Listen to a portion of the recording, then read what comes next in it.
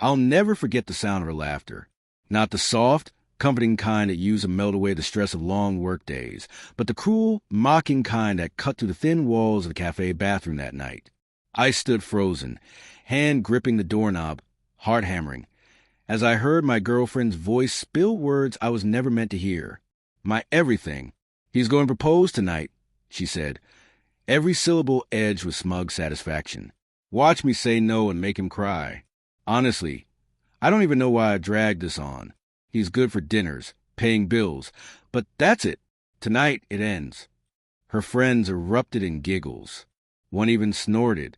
And just like that, everything, my world, my plans, my love, my future, shattered beneath my feet on the cafe tile, the ring still burning a hole in my pocket. For weeks, I carried that velvet box in my jacket, waiting for the perfect moment. Tonight was supposed to be it. The string lights, the quiet corner table at her favorite restaurant, the dessert plate scrawled with "Will you marry me?" in chocolate. Now, the ring felt like molten lead.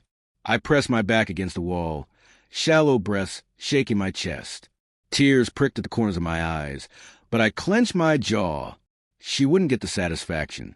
She wanted a performance, a dramatic proposal she could destroy with a cold smile. If she wanted theater, I'd give her a finale she'd never forget. Dinner with a stranger. When I finally stepped out of the bathroom, I forced a smile that didn't touch my eyes. She looked up at me, radiant in her red dress, completely unaware that I had heard everything. "You okay? You were gone a while," she asked, tilting her head sweetly. "Yeah," I lied smoothly, slipping back into my chair. "Just washed up." I studied her across the flickering candlelight. The woman I thought I knew, the one I had almost begged to be my forever, suddenly feeling like a stranger.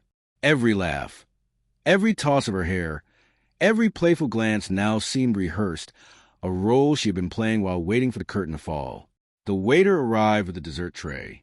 My stomach knotted. This was supposed to be the moment.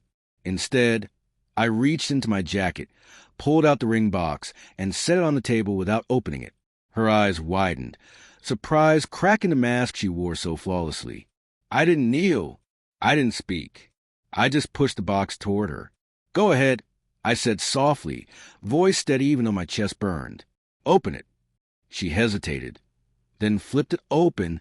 The diamond caught the candlelight, glinting like the last cruel joke fate had left for her.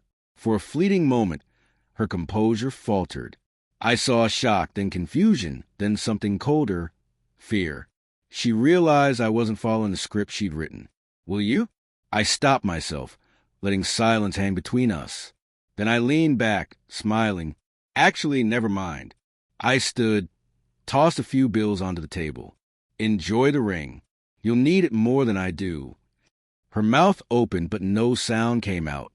By the time she found words, I was already walking away, leaving her with nothing but the sparkling symbol of a future she had mocked. The fallout was immediate. She called 30 times that night, then 50. My phone buzzed endlessly with messages. "What was that?" "We need to talk." "I didn't mean it like that." "Please don't do this." I didn't answer, not once. The next morning, she showed up at my apartment, mascara smeared, hair disheveled. For once, she didn't look polished. She looked desperate. "Please," she begged, gripping the doorway. "It was just a joke. I was trying to make my friends laugh. I didn't mean it." I stared at her, letting the words I had held back spill out. "You were going to humiliate me. You planned it.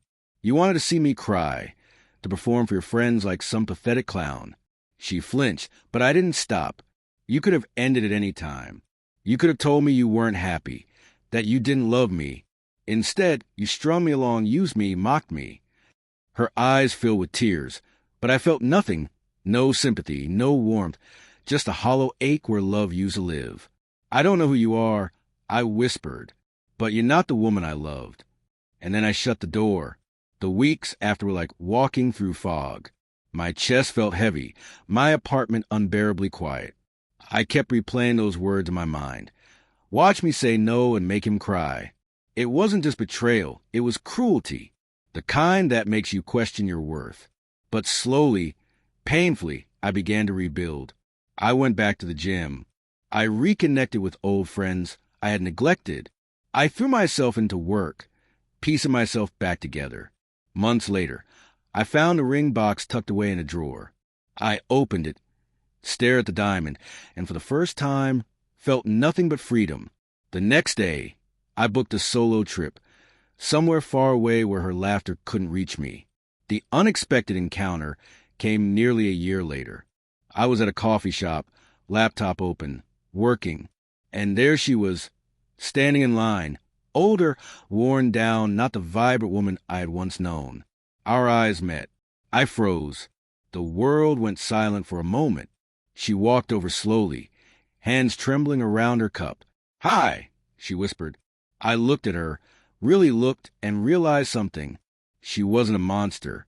She was just broken, filled with her own emptiness, insecure, cruel in ways that came from that. But she wasn't mine anymore, and she never would be. "Take care of yourself," I said softly.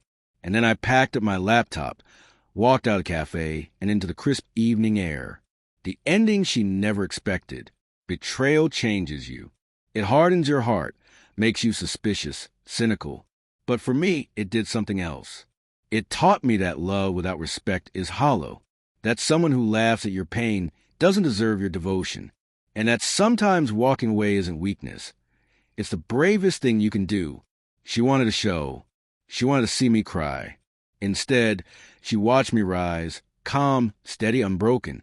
And that was the ending she never saw.